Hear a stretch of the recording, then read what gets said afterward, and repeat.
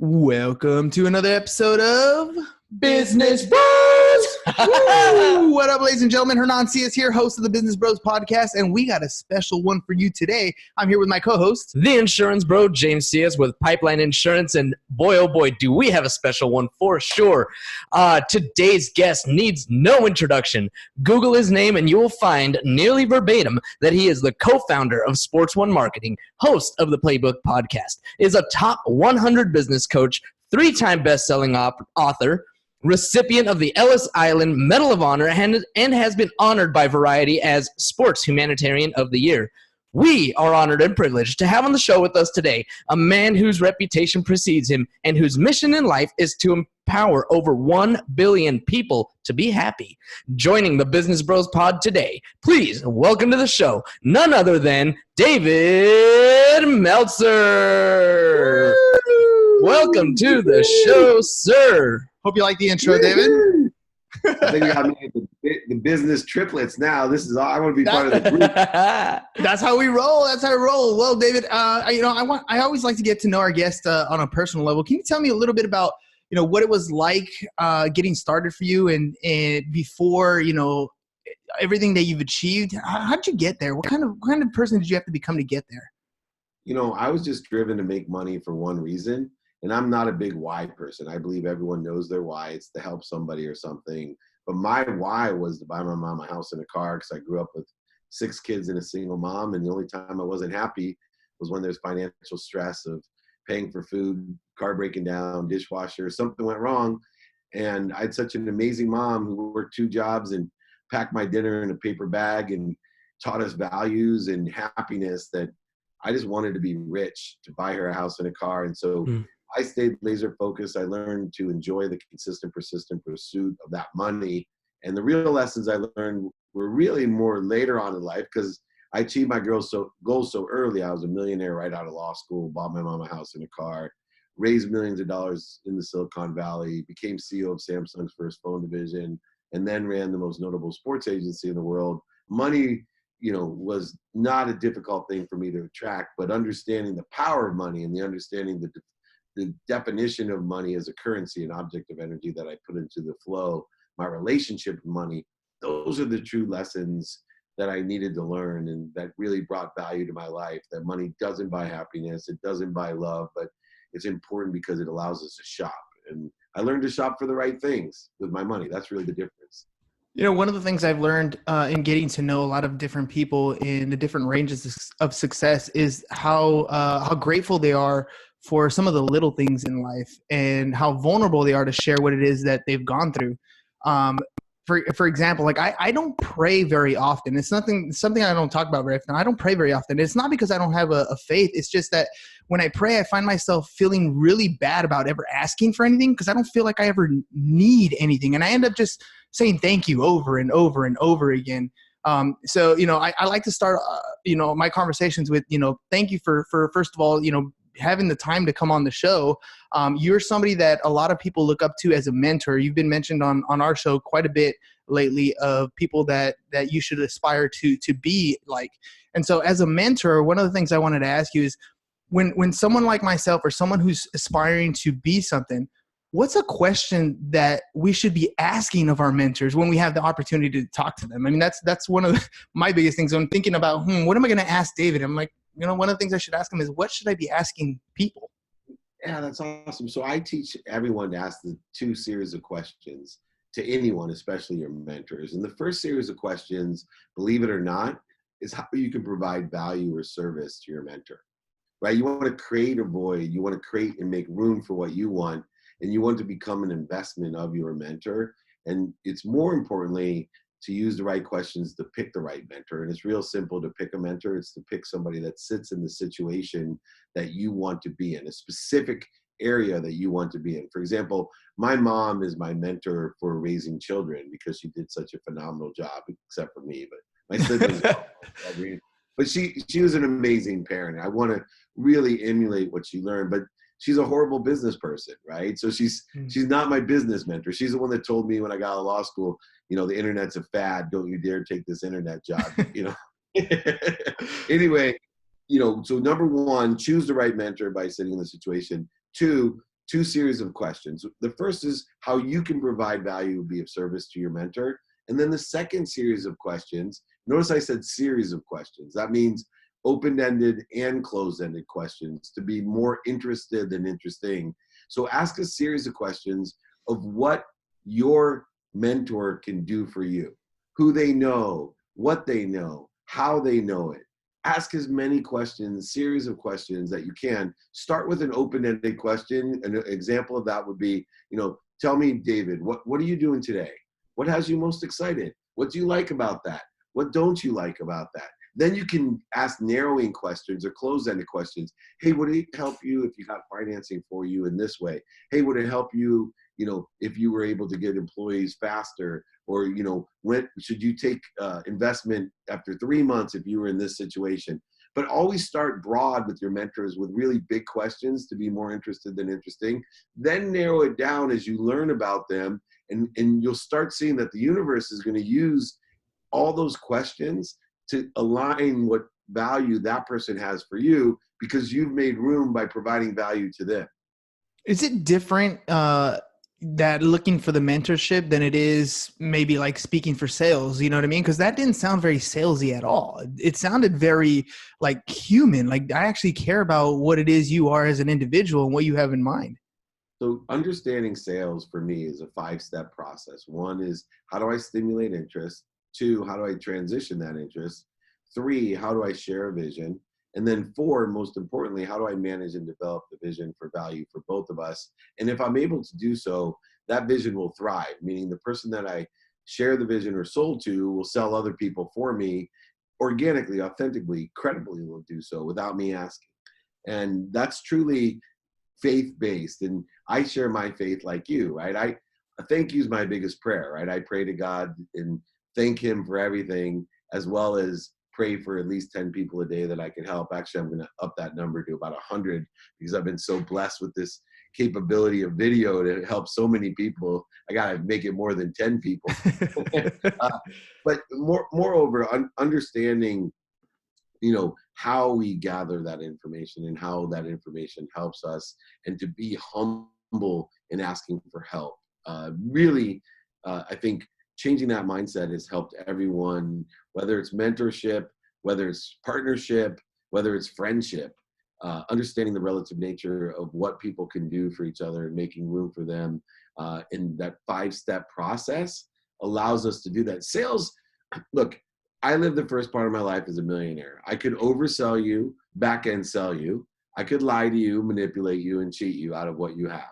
I have that capability. In fact, not only do I have that capability and skills, it was born into me. It's a quantum memory. It's inherited from great-grandparents to grandparents to parents to myself. People have quantum skills. Some people, like LeBron James, were born with unbelievable athletic talent. I was born with unbelievable bullshit talent called salesmanship. Nice. It wasn't until I lost everything in my 30s and understood that I had other skill sets that could provide value, that could ask for value, and that I could make more money, help more people, and have more fun by pursuing the truth, my potential, by being vulnerable, allowing and illuminating what I know and what I don't know, and all the different things that I was incapable of doing in the past. And now my life thrives because I stimulate interest, transition interest, share vision, and most importantly, manage and develop that vision so that people that work with me or are involved with me, they come on your show and they tell everyone, yeah, Dave Meltzer is someone I'd like to be like. Yeah, he absolutely is so far. I mean, just, we talked a little bit about value a little bit earlier. I've always noticed that even with myself early on, even with myself today, I still carry this like imposter syndrome type thing. You know what I mean? Like if I'm going to go to someone like yourself and try to bring you value, sometimes I don't even know what my value is. You know what I mean? How does one really identify what that value is and then be willing to accept that gift that you're giving back of, let me instruct you, let me guide you, let me help you, let me advise you? That is a wicked smart question, my friend, because that is the essence of what most people have. They have a problem with receiving. They have a problem with worthiness. And because they haven't practiced asking a series of questions to find out what it is that you want to know, what value that you can provide, what value they can provide to you. The only way to find out, because we're not mind readers, at least most of us aren't, is if the more interested we are, then we can become interesting. The more interested we are, the more we'll find out what the next question is. And, you know, it's so important to be confident in the fact that I don't know what I don't know. It's so important to be worthy of everything I receive. Once I shifted the paradigm that everything, you know, initially I grew up with nothing. So I lived in a world of not enough, right? Which made me a victim, right? People that live in a world of not enough, there's not enough for me. I'm a victim. Everybody else was born with, you know, parents that made money. Everybody else has a dad, whatever it may be. Then I moved into the world of just enough, right? Millions of dollars, but it was just enough, right? Everything happens for me. I'm a total optimist. People that live in a world of just enough, they never really give. They're always trading. Even when I was generous in my earlier years, it was always with some sort of conditions or judgments tied to it, right? I'd give to charities as long as they knew my name, you know, put my big name up on the tree, or mention me and put me up to thank everybody, you know. And now, you know, living in a world of more than enough and being confident of the currency, when I talked about faith, that, you know, money is an object of energy we put into the flow. If you have a green card, you get so much, right, with that energy. If you have a gold card, you get more, platinum card more, and a black card, you can get almost everything, right? The world of more than enough. I believe faith is the aggregate, and not in a religious sense, but is the aggregate of what we think, say, do, believe, and your personality traits, characteristics, obsessions, and addictions. If we aggregate all that, to me, that's faith. So if I think, say, do, and believe, and have these personality traits or frequency that have green card energy, I'm only going to get so much. If I have gold card, more, platinum card faith, more. But what if I had black card faith, that I could look at things and be totally abundant and say, I am just here of service and of value, and I'm humble enough to ask for help because I am not an imposter. I am worthy of everything I receive, but I'm not something that I don't know. I'm not something defined by what I do, how much money I make, you know, what, like all the definitions, my reputation, meaning the past, you know, everything in life. One of the best lessons that I've learned is don't discount the snapshot. And when I say that is, we're all afraid, why we feel like we're imposters and we're not worthy, is that we're still living in snapshots of other people's definition of us or judgment of us. So when I'm with, you know, my uncle, I'll give this story. When I was 50 years old, the best thing I ever did was had 50 birthday parties to raise money to buy 2 community centers in Africa, impacting thousands of people. Wow. Well, my uncle came to one of those parties, a really big one, and he sat at the family table, mom, aunts, uncles, my wife. And we raised a lot of money that night. And my uncle's comment at the table in front of all my relatives and my wife was, oh, how much is Dave making off of this? Oh. My wife was super, super offended, right? The ego has no need to be offended. So she was so pissed, she wanted me to go over and say something to him. And I said, no, because this is the problem with the snapshot. This is the problem with the worthiness tied to the snapshot. My uncle's snapshot was that of the overselling, back-end selling, manipulating, lying, and cheating Dave that he knew when I was younger, which is when he spent his time with me. So in his snapshot of who I was that guy. There's no capability of having a vision of who I was, or no credibility of being, you know, an abundant person living in a world of more than enough, because that's not the snapshot. And so what happens is we don't feel worthy. We feel like imposters because we're still living in snapshots of who we were, and we're not confident enough to say, I have evolved. I've learned lessons. I have forgiven myself. I am accountable for what I've done. Right? I'm grateful for those lessons. I'm grateful for my past and who I was. And I'm not ashamed of the fact that, you know, I have evolved and I learned lessons and made these mistakes. And I now am a person who isn't making money by raising money for charity. I give it abundantly to impact others. My life's mission, as you said at the beginning, is to impact over 1 billion people on earth, to make significant change on earth by empowering 1,000 people to empower 1,000 people to empower 1,000 people to be happy. 1,000 times 1,000 is 1,000,000, 1,000,000 times 1,000 is 1,000,000,000. I mathematically have connected the dots backwards. I know I can do it. And you're one of those thousands. I know it. You're going to help me. you're going to learn how to do this and impact tons of people simply to be happy. And the business brothers are definitely part of my tribe. Well, thank you. Thank you very much. And it's funny because when you're talking about an uncle like that, I mean, I have family, I have friends, they all have set these limiting beliefs on themselves too. And even, I can even go back, we've only been doing the podcast almost 2 years. We do it every single day. We try to get somebody new on the show every single day, and having the conversations with people has allowed me to open up and feel less imposter syndrome in my own skin, that I'm capable. I can hold a conversation with the Dave Meltzers of the world and impact people in their own individual lives and spread a positive message. But I still come across people, and even myself at times, where we have those limiting beliefs. And every time I talk to somebody who's just getting started, they're always looking for some shortcut to cut through these limiting beliefs. And it's hard for me to push or to encourage them to realize that, look, it's a daily grind every single day. If I wanted to get a six pack, I couldn't just go to the gym 1 week and then expect to come out with a six pack. There's the religious work of doing this every single day. There's the habits that you get to build in every single day. How do you get across to people to help them, get through those limiting beliefs and see that there is no easy button to this? Yeah. So, we only have the power to change ourselves, but one of the powers that we all hold is understanding.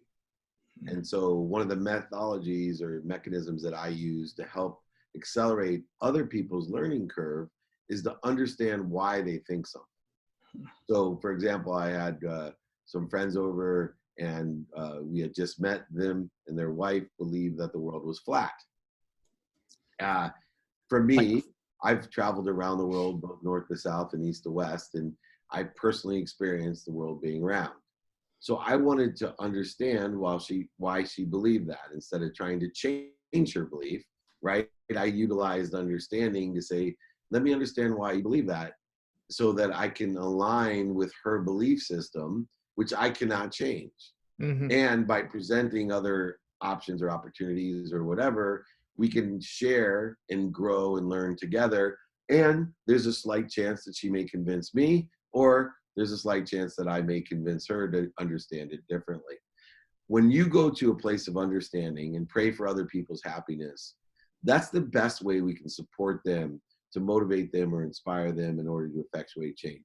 Once they have the motivation or inspiration to do so, I can give them techniques like lower the bar, 2 minutes a day is worth more than 2 hours on a Saturday, all these different priority tools of being a student in your calendar and making sure that you prioritize your health before anything else. That means that before you take on the Business Brothers podcast, you got to make sure you spend your hour in health and focusing on that, whatever it may be.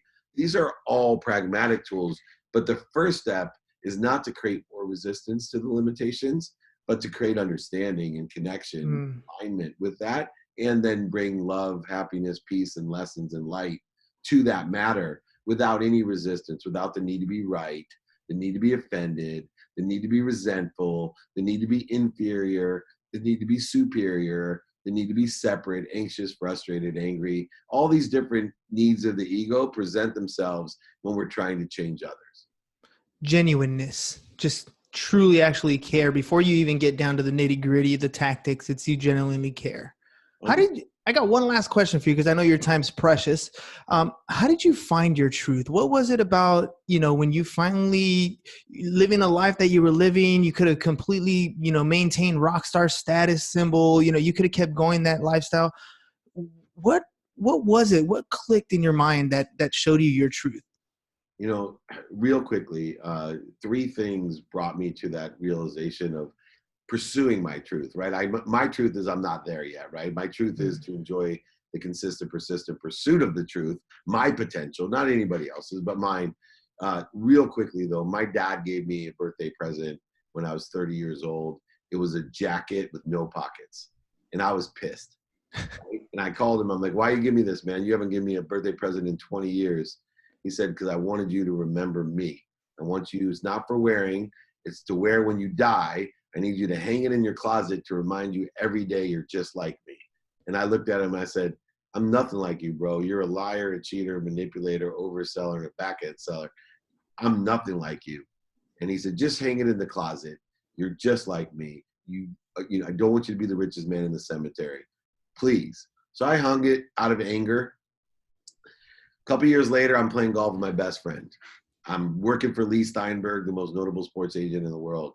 He's not hanging out with me at all. I'm like, hey, man, why aren't you hanging out with me? We could go to the Masters together, the Super Bowl, Pro Bowl, Kentucky Derby, ESPYs, Emmys, Grammys, anything you want, bro.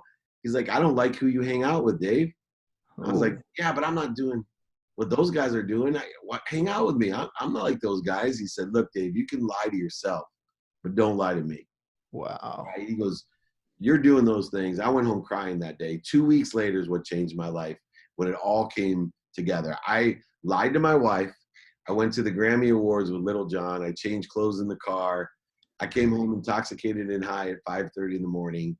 My wife was waiting for me. And for the first time in my life, my wife, who is my rock solid soul, unbelievable woman, for the first time told me she wasn't happy. And she told me she was going to leave me.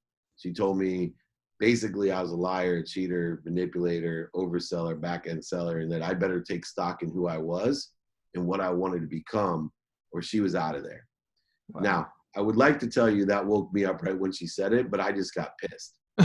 I was resentful, angry, offended, right? I couldn't believe she had the nerve to tell me that after the life I provided. For God's sake, I had a Ferrari and a Porsche in the garage. What the hell was she talking about? A nanny living right there, right next to the garage. Anyway, I go to bed, I wake up in the morning, and I wish I could tell you that I woke up with an epiphany and enlightenment, but I was even more pissed. I started thinking about divorce lawyers, how I could get out of this relationship, all these different things. And then I looked over, and there was that jacket, right? Freaking jacket. I looked at it and I'm like, oh my God, I'm just like my dad.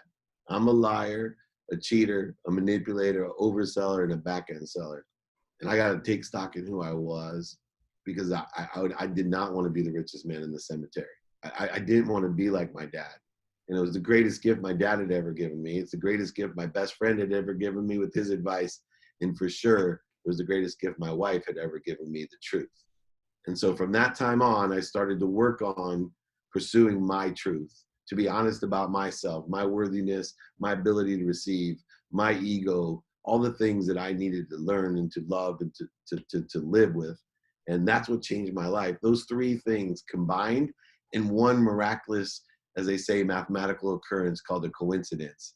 The jacket, the friend, and my wife. Ironically, my friend, that best friend, asked my wife for me at 6th grade camp to go steady in front of everyone. She said, no, tell him to ask me himself. And so later on in life, I asked her myself, and she said, yes. I was deep into my late 20s.